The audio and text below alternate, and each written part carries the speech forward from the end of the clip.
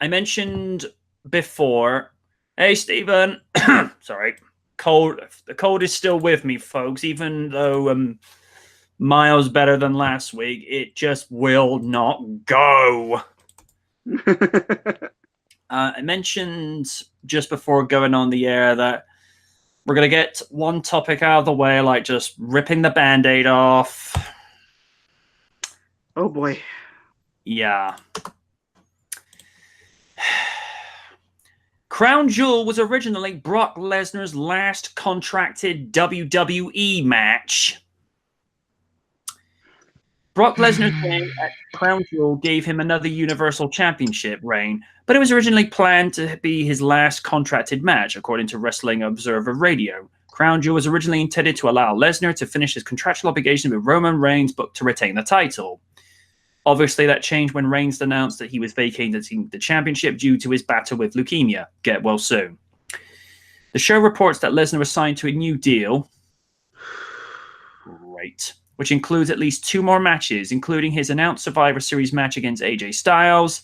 Lesnar signed the new contract, which is not an exclusive deal. Within the last week, it allows him to return to UFC whenever he is ready to. I have a question.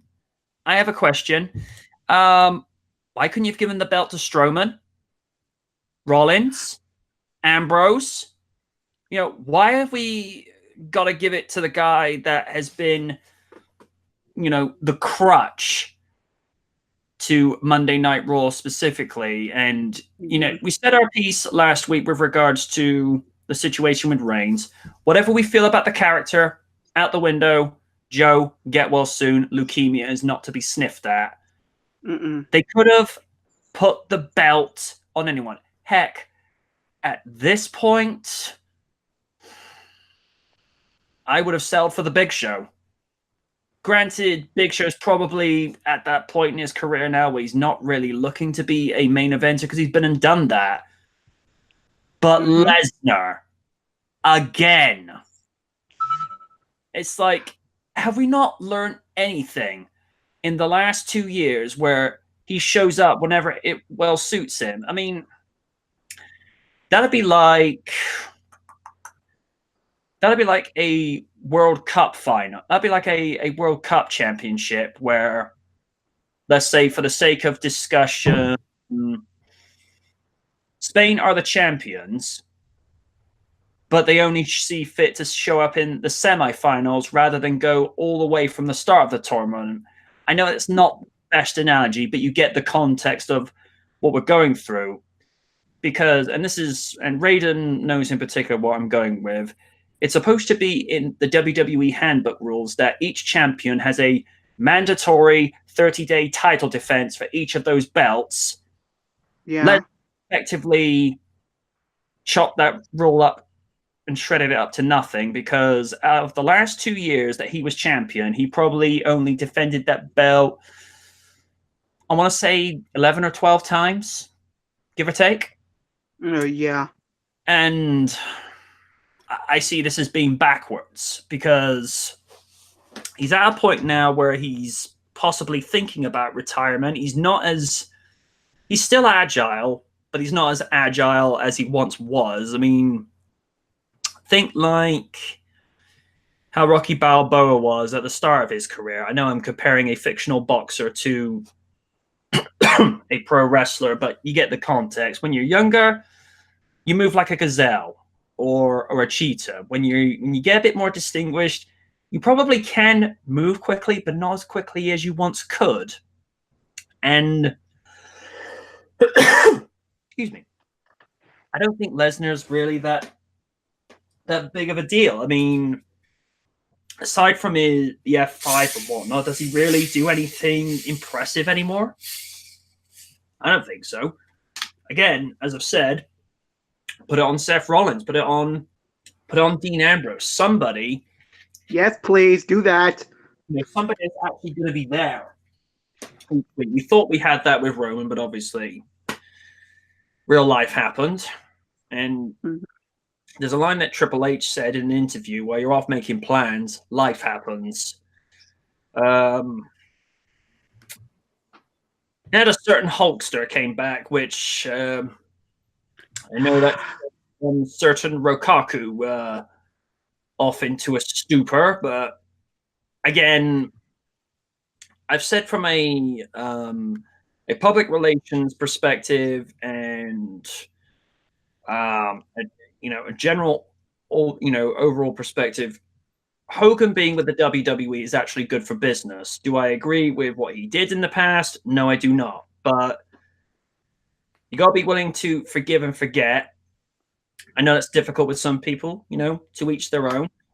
But even Booker T has said, for people to forgive Hogan because two things. One, at some stage, you got to let some things go. And two, Hogan was drunk at the time. Not that that excuses him, but when you're inebriated, you don't tend to have too many control over your mental faculties. He probably thought he was back at the main event at WrestleMania 3 once more, or I don't know, perhaps he thought he and Oni were going to be tag team champions, and Oni's probably listening to this thinking, I hate you, I hate you, I hate you, I hate you so very, very much. I'm Eric Carmen.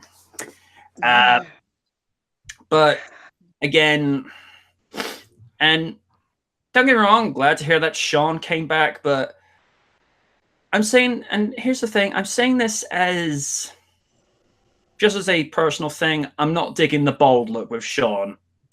With Austin, Big Show, and Rock to some degree, it looks good on them. Michael, no. That's not a knock against anybody else who's bold and whatnot. But you think Shawn Michaels, you think of the high flyer, the flamboyant superstar from whether it be WrestleMania 12 or even WrestleMania 21 with Kurt Angle. I don't think Shawn with no hair. I mean, I don't know. I've only just gotten used to the idea of Triple H doing that, but I don't know. I'm glad AJ Styles retained. But again, I feel like what they've done with Lesnar, I think it's another step back. It's just being counterproductive, and it just shows you how out of touch Wacky Mackey is. Raiden, I know you happen to be the lifetime president of the anti-Brock Lesnar fan club, but as ever, I've got to hear your 2 cents with this. And it went quiet. Uh-oh. Here we go.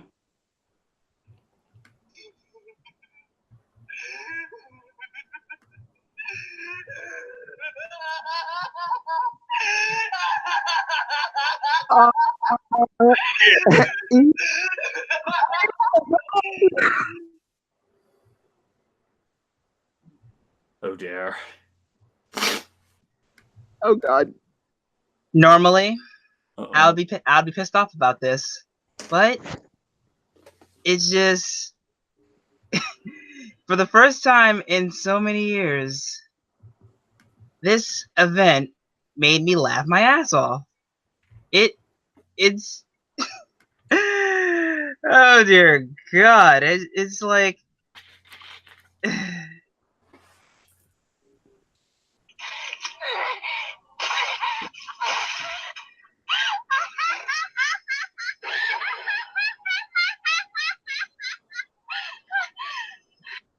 it's so mind baffling that even after everything that Universal title went through, it's still a cursed belt. Mm-hmm. I mean, for the first time with Finn, then with Owens, then Goldberg, Lesnar, and the rest is history at this point. It just shows that no matter what that belt goes through, it always goes to the spoils, a la Mr. Lesnar. And it's funny because last night after Daniel Cormier defended his belt, he actually called him out. So that tells you everything you need. Yep. He'll show up with that belt, and everything will be a joke again. But like I said, this has made me laugh, and it just showed me why I gave up fully watching the main roster WWE. It just shows that no matter what good thing goes, Wacky Mackey with his chicken wire brain self always tends to ruin it for the rest of us. Mm-hmm. There's my thoughts. Yeah. Normally pissed off, but hey, and anytime people complain and still watch, hey, it's on you. You chose this life. Dan Williams said, also, I want to see someone draw Paul Heyman in the JoJo art style with Brock Lesnar as his stand. That could be disturbing. That'd be hilarious.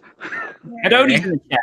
I can't believe I'm quoting this idiot, but it rings true. Let's rename the WWE Universal title to the Brock Lesnar Memorial Belt, because at this point, that belt don't mean beep. And like I said before, I didn't watch it at all. I'm Eric Carpet. I live in South Park. I'm the whole Hogan family. Oh dear. He's like, I hate you, I hate you, I hate you. I love you too, Odie. Let's send L-Man over to give you hugs. Or rather, I'm pretty sure his reaction was, "Hey!"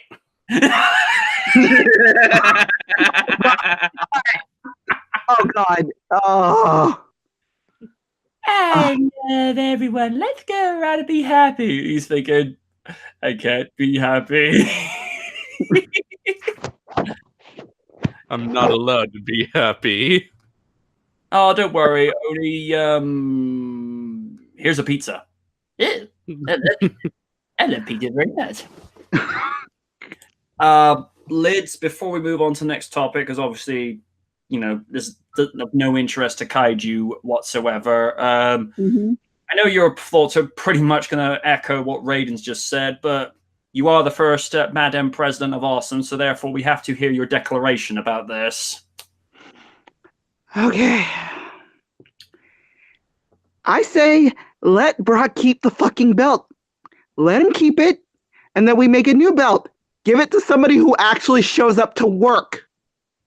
When I first heard about this, I'm like, okay, I'm fucking done with you. Okay, goodbye. The whole event just pissed me off. I'm like, Hogan there? I'm like, why are you here? There's no need for you. I mean, he's popular overseas, here, not over there, so it wouldn't have been that much of a PR nightmare for them across the other side of the pond. But here, no. Especially with race relations nowadays, that's a big fucking no. Yeah, and then the freaking insult to end all insults. I love Shane, but why the fuck did he win the World Cup final? Why? Some people, Madam Lydia, simply want to watch the world burn. Yeah, and like I said, I think one. I didn't say one thing. I was like, I thought that bottoms episode last SKL broke me, but god damn that! Oh my god, I could not stop laughing. Sorry to laugh at your misery, but still, you know. No, it's okay. I laugh at my own misery sometimes. But just and then to top it off, Triple H gets injured in the match that he won. Okay. I guess he's not going to be wrestling at Survivor Series, I guess. Except it wasn't his quad this time, Lids. No, it wasn't his quad. It was his pectoral muscle. Ooh. That's the quad thing's more of a Kevin Nash joke, but even though I'm just saying. Yeah, but Trips has done both of those in the space of 5 years, from 2001 to 2007. Although 2007, he actually came back quicker than a lot of people were expecting. But then again, because he had been through it before, he knows what he's supposed to do and not supposed to do when rehabbing. So there is that. Whereas with Nash, has he ever listened? Because the amount of times he's come back and he's torn that quad so many times, it's just like, why are you here? You get that? His leg's basically a cyborg at this point. I thought that was his personality. Oh! I'm not the only one thinking it. No. Oh, but yeah, just that whole event is just. Bleh. They're going to have to go on a big fucking apology tour this coming 2 weeks for Survivor Series, and they may seem to be making a decent start. What with giving us Seth Rollins versus Shinsuke Nakamura for the first time ever, I will take that. I will take that. With Ambrose somehow, stepping in to screw things over. Oh, I smell wacky shenanigans afoot, but yeah. Although I love Becky Lynch, I do. Against Ronda,